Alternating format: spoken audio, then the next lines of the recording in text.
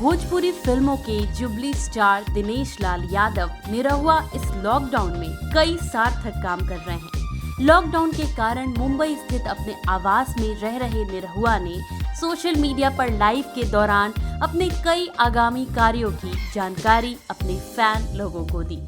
निरहुआ ने बताया कि उनकी योजना उत्तर प्रदेश के मुख्यमंत्री योगी आदित्यनाथ पर फिल्म बनाने और उनके किरदार को निभाने की है।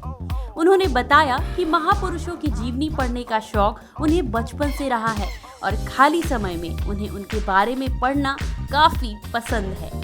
योगी आदित्यनाथ की कार्यशैली ने उन्हें काफी प्रभावित किया था और उनकी प्रेरणा से ही निरहुआ ने भाजपा में प्रवेश किया था। निरहुआ ने बताया कि लॉकडाउन में वे योगी जी की कार्यशैली और उनकी जीवनी का अध्ययन कर रहे हैं।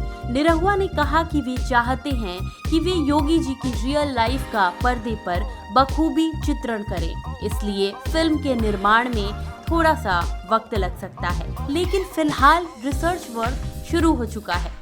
बता दें कि निरहुआ यानी दिनेश लाल यादव भोजपुरी सिनेमा के सबसे चर्चित स्टार हैं।